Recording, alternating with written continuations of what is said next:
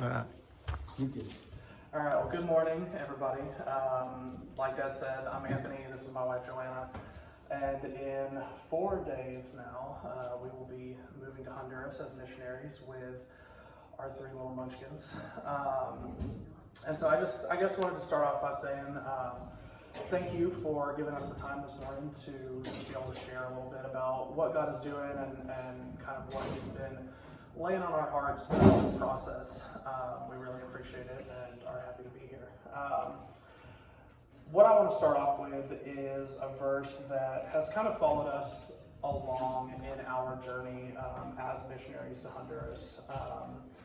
A lot of you probably know that we moved to Honduras for the first time in 2012 when we just had Emma, and she was 5 months old at the time, and God called us there, and we've been serving in Honduras for a long time, even before that, and kind of throughout our ministry and the things that God has shown us, this verse is something that just keeps coming back up, and God keeps showing us different meanings within it and different ways that He works through it.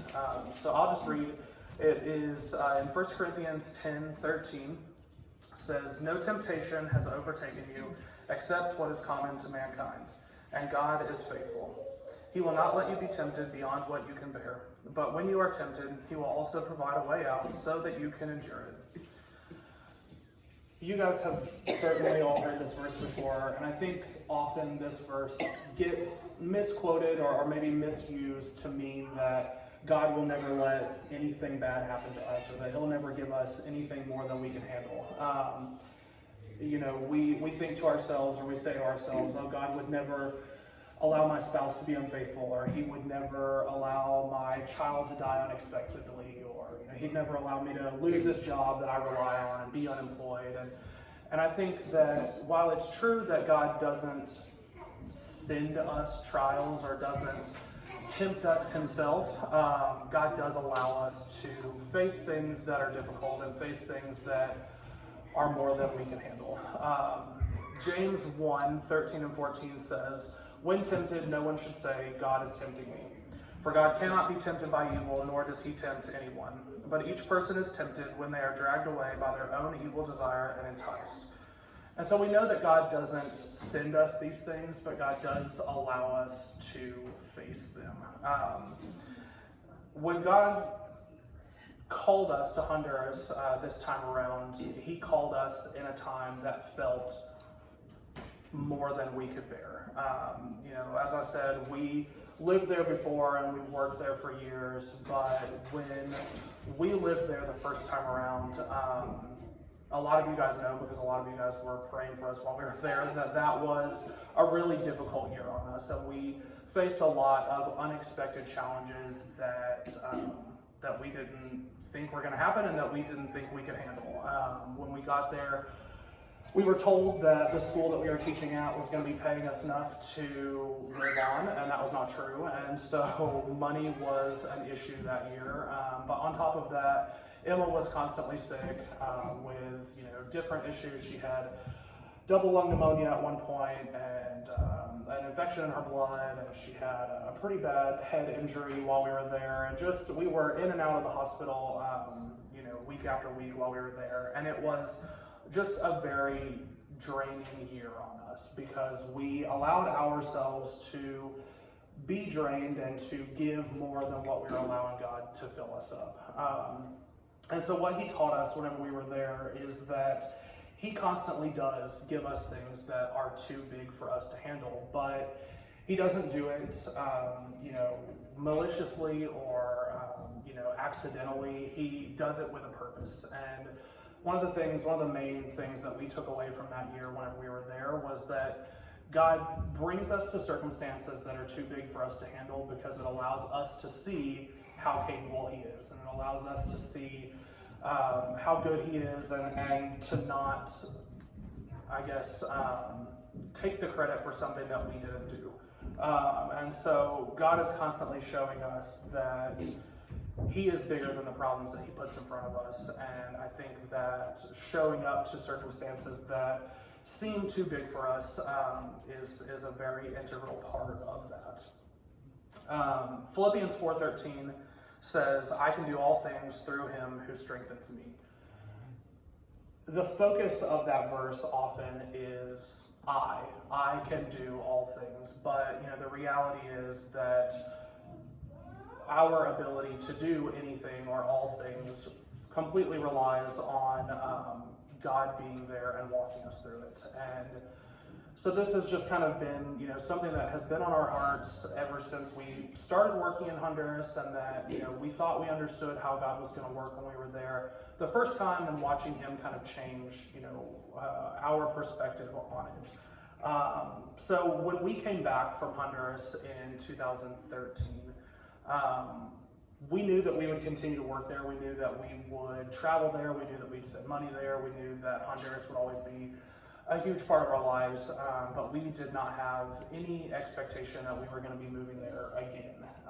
We, ever since we moved back, have gone on annual trips, sometimes 2 or 3 times a year, and like I said, it's just always been a big part of our lives. But a few years ago, I think it was in 2017, God really laid it on our hearts to increase the work that we were doing in Honduras. And at the time, we didn't really know what he meant by that.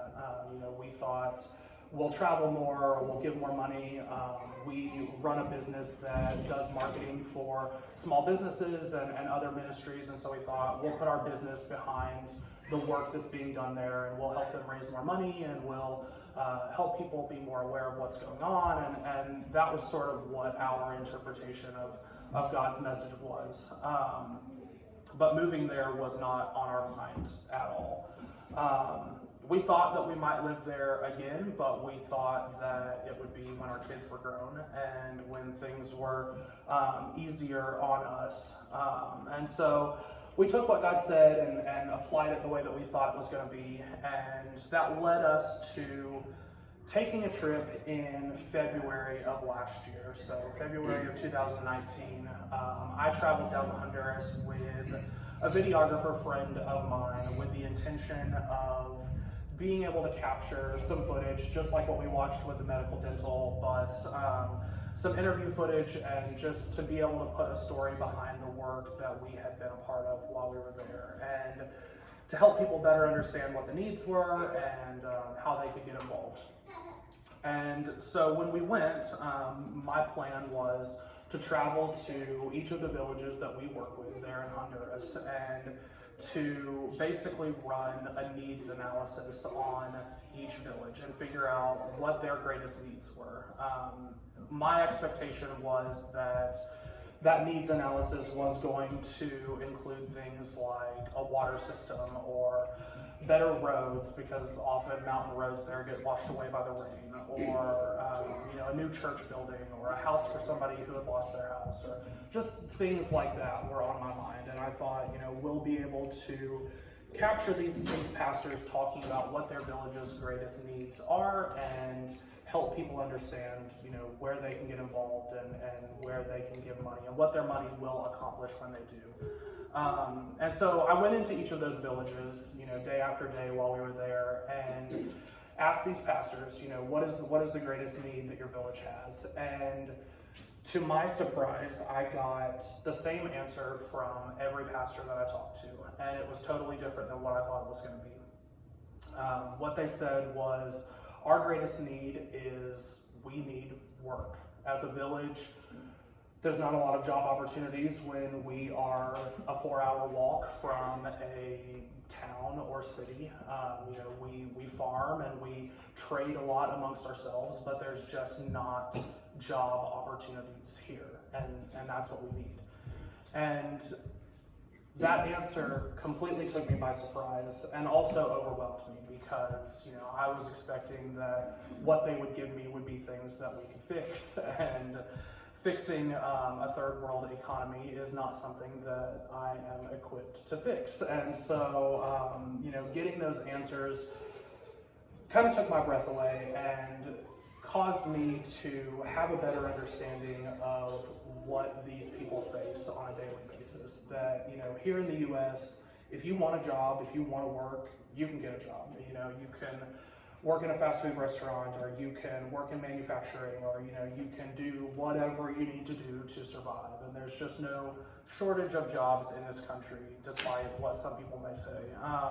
But in Honduras, that's not the case. In Honduras, it's a people group that has better work ethic than the average American does, but just no opportunities. And so as I left Honduras, after that couple weeks being there, God just kept burdening my heart with wanting to fix this problem and wanting to address this problem. And so I spent a lot of time in prayer and a lot of time talking with our head pastor there, and then talking with Joanna when I got home of just, what can we do? I feel like God sent me on this trip. It was no accident that, I had put together this plan to ask these questions and to get the answers that I did. And so I felt like I was supposed to do something. And we just couldn't really figure out what that was. But after a couple months of discussing it and praying over it, decided to, and felt like God was calling us to start a ministry in Honduras that would allow us to be able to go into a village and teach an individual or a group of individuals and some kind of artisan skill, some kind of trade that they could make products, and then we would help them figure out how to sell those products and where to sell those products. And we didn't really know what it would look like beyond that, but that was kind of what God kept pointing us to. And so we started doing a lot of research and trying to figure out, what things can we find in Honduras, what materials are available, what products could we teach somebody to make that doesn't require a lot of skill or a lot of training or a lot of technical expertise, but that somebody could pick up and do, and then we could help them figure out where to sell that. And so we planned a trip in July of last year to go to Honduras and be able to figure out what would work. And we had a couple ideas that we had kind of been playing around with, but there was no real way for us to know how feasible they were until we just went and figured it out. One of the major differences about Honduras is that Google doesn't really work there, and there's no online databases to figure out, where do we buy this product, or how can we get this delivered here, or things that are just much simpler here. Really takes somebody going to Honduras and just driving around the country, asking people and figuring out where to find stuff. And so we went to Honduras in July last year with a whole list of obstacles, a list of reasons that our plan wouldn't work. And we figured, we'll be there for 2 or 3 weeks, and hopefully we'll be able to find answers to all of these potential problems. And within 2 or 3 days, I think it was, God had answered all of them and had pointed us in the direction of the right people who knew the right people and had the right answers, and just kind of caused this plan to fall into place in a way that we've never seen happen before, and that is just kind of unheard of there.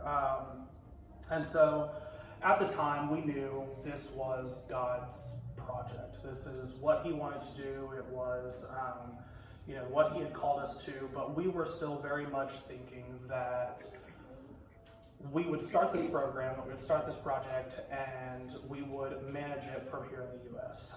And so, again, moving to Honduras was not on our radar at all. But in September of last year, Joanna and I went to church down in Greenville for a service one Sunday morning, and I honestly couldn't tell you what the message was about because it had nothing to do with what God ended up speaking to us in that service. But part of the way through, the pastor pointed us to a verse and said a few things that prompted the Holy Spirit to lay on my heart that we were supposed to be moving to Honduras. And it came out of nowhere, and it was totally unexpected, and I didn't really know what to do with it. And so I sat there through the rest of the service, and we got up and we sang and we prayed and we left. And as we were going to lunch, as we were driving to lunch, I was just kind of in my head about it and, not really sure what to say. I knew that I needed to talk to Joanna about it, but I didn't know when, and I didn't know how she was going to take it. And I noticed on the way to lunch that Joanna was being more quiet than she normally would be, and I could tell something was on her mind. And so I started asking her, what's wrong? Is there something on your mind? And she just kept saying, no, don't worry about it. We'll talk about it later. And I kept pushing because I like to process externally, and kept asking her, well, what's going on? What are you thinking? And she said, well, I don't really want to get into it all today, or I don't really want to get into it all right now, but God has laid something on my heart that is kind of a big deal, and I don't really know what to do with it. And I just got a smile on my face because I knew in that moment that God had told her the same thing that he had told me. And so in that service, at the same time, God laid this on our hearts to move. And so we kind of just looked at each other and said, okay, when are we going? And it took us a few weeks of prayer and re-asking God the same questions over and over. Are you sure, God? Are you sure that this is what you mean? He made it really clear that it was, and it was given to us in a way that we had never experienced before, and just a really incredible thing. And so again, we found ourselves at kind of a crossroads, a moment where God had brought us to something that seemed way bigger than us, that seemed way more difficult than anything that we could handle. Our three kids are very young, and Honduras is not the safest place in the world, and so there's a lot of reasons that this seemed like it would just be too big for us to handle. But God just kept reminding us over and over and over again that he continuously provides for us, and he does so by showing us that we're in something that is too big for us to handle. And so what I wanted to kind of end on today is a verse out of Isaiah 41. Verse 10 says, "Fear not, for I am with you. Be not dismayed, for I am your God. I will strengthen you, I will help you, I will uphold you with my righteous right hand." And we are so thankful that that is true. And so that's kind of where we've been, and that's a little bit about our journey and how we've got to where we are. I'm going to turn it over to Joanna at this point and let her kind of share some of the logistics of what we're going to be doing and some of the details of our project. But again, we just thank you guys so much for the time and for letting us speak. Is this the mic that's on? Yeah. Okay. Well, Anthony shared that story with a lot of grace for me, because through a lot of that, he had a lot more faith than I did.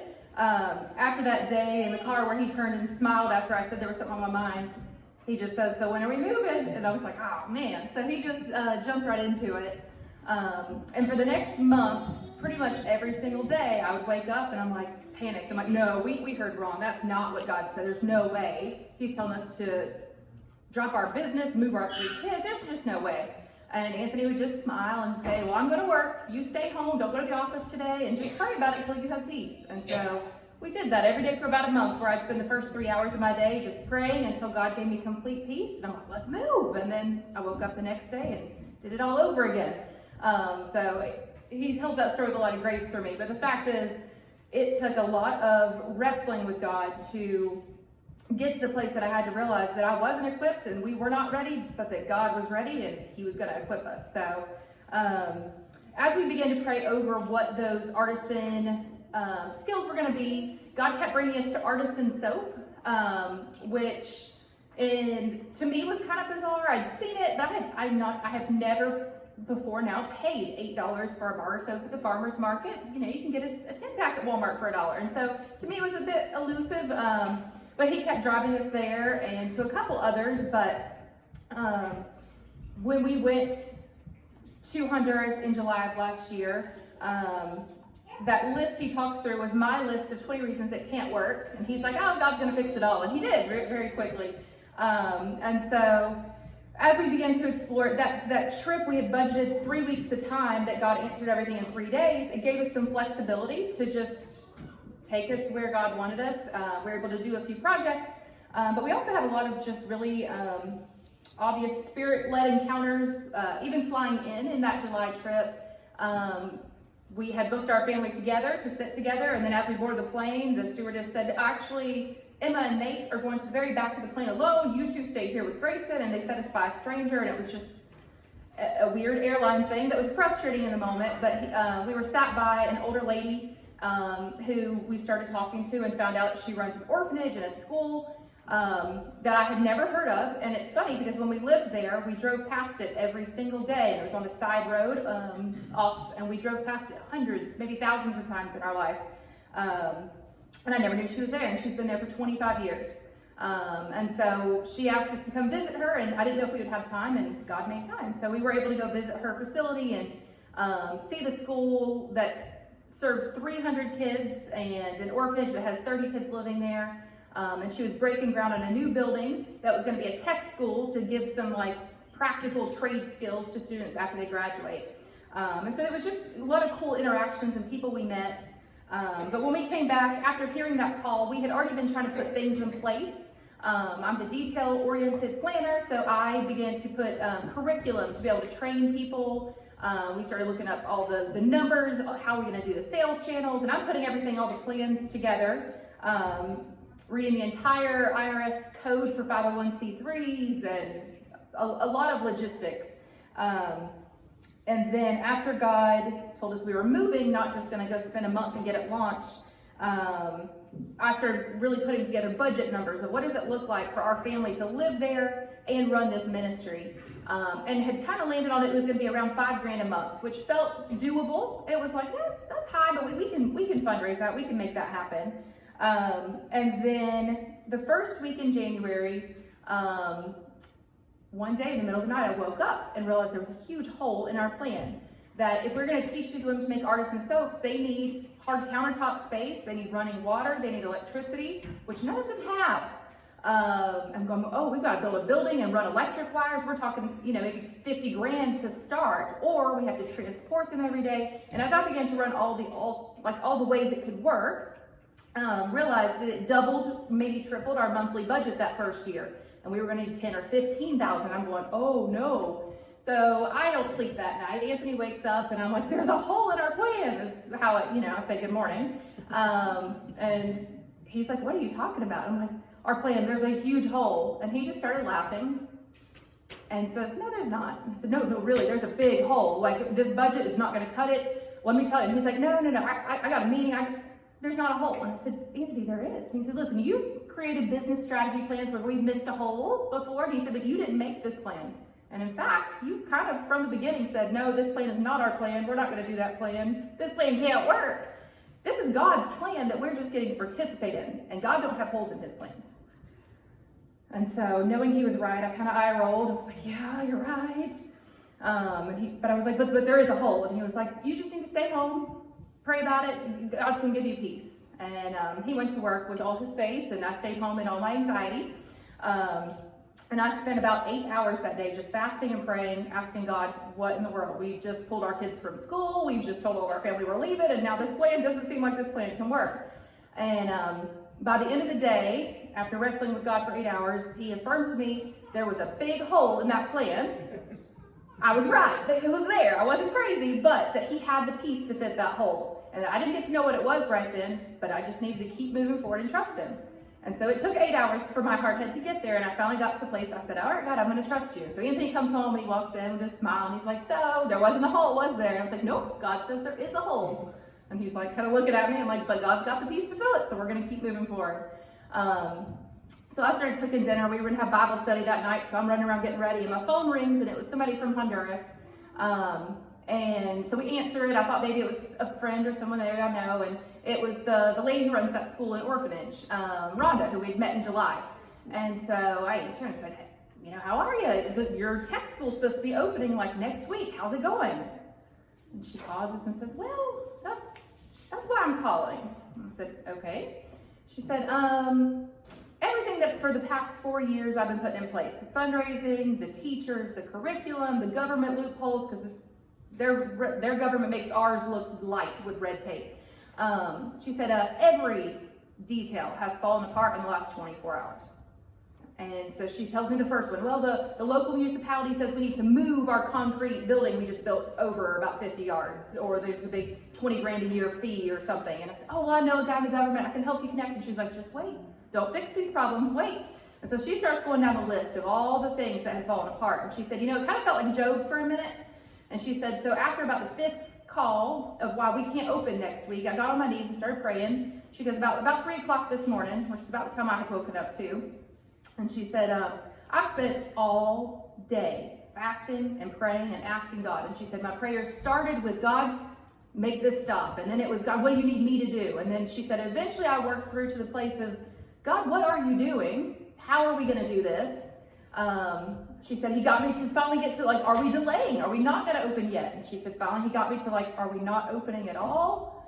And finally, she said, I just got to the place where instead of me trying to give him what I needed answers to, just saying, all right, God, what am I supposed to be doing right now? And she said, that was about an hour ago. And for an hour straight, I just keep asking that question. And as clear as a voice in the room, all I can hear is the name Joanna Reese. She said, so I feel crazy, but I guess I'm calling to say, I think I just built a building for you and wondered what you want to do with it. And so, of course, I just, begin to sob and realize, so she takes me through a walkthrough on Zoom, and we realized the building she had built looks like it was designed to be a artisan soap factory with the materials that we knew we were going to have to import, the stainless steel countertops, that's what was built in, and open ventilation and natural lighting, all the things that you would need if you were going to build a building. She had just spent probably $80,000 building this building. And I said, well, that's incredible. We have the space. And I said, but we still have the problem of getting the women there, but I'm sure God will fix it. And she said, well, you remember how my school functions.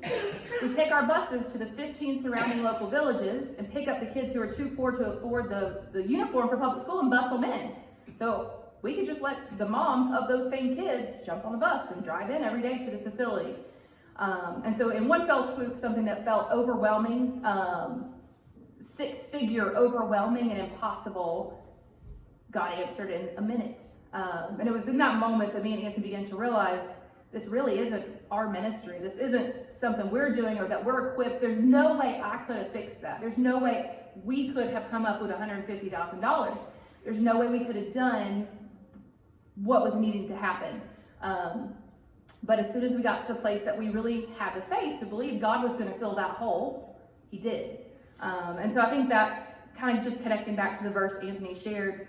I can do all things through Christ, that I can't do anything, but through Christ, we really can do the impossible.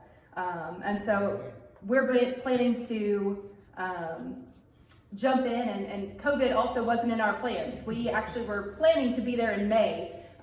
We were, but God was not clearly. So as we head out, we are looking at what was already a dire situation magnified. The people in these villages live day to day. They go and they herd cattle or they take coffee or whatever it is, and they come home with enough money to buy food for tomorrow. And for 6 months, they've not been allowed to leave their village. They've been completely locked down with military tanks. They can't go to the grocery store. They can't go to market. They can't do trading, anything. So people have been starving. Lots of people have died from starvation. And the economic situation there is impossible. And so knowing that what we were already called to do was important now is life and death for a lot of people. And so we are looking at getting there and as quickly as possible trying to get our kids back on the homeschool schedule and acclimated and jumping into finding and praying that God sends the right 2 or 3 women initially to train and get going. And then as soon as we can get them trained and going, as much as funding allows, eventually the ministry is self-funding in that as we sell the artisan products, it pays their salary. But with the economy in shambles there's not a lot of tourism, and so it will take some time of us probably producing soap and then giving it away. And so we will, as funding allows, begin to pull in more and more people and looking at getting exports set up. So we'll be sending products over back overseas to here. And God has just been opening doors for that as well that seemed impossible. So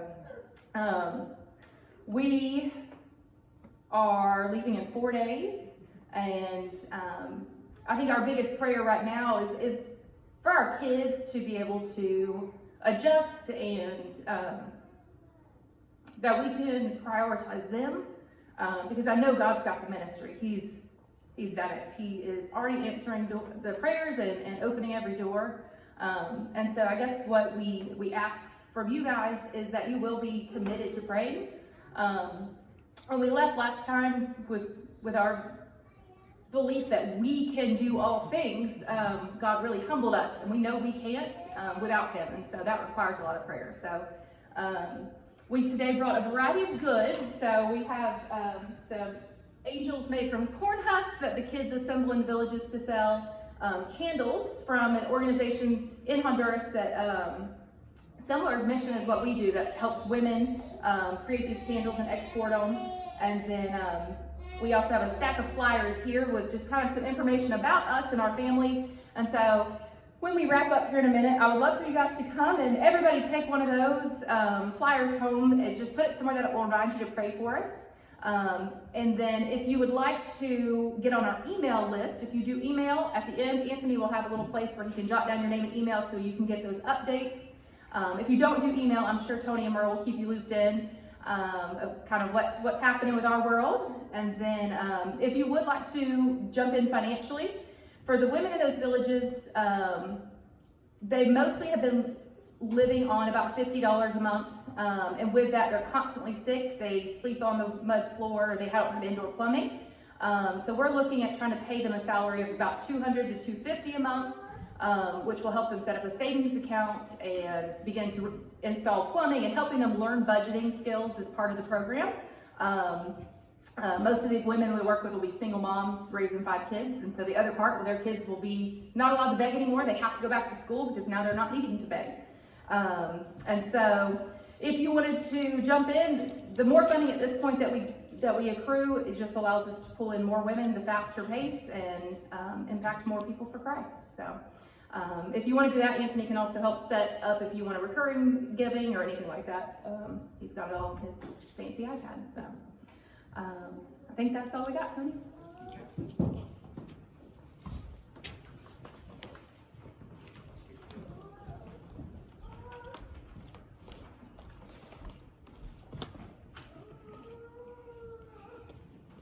Try my best not to cry through this.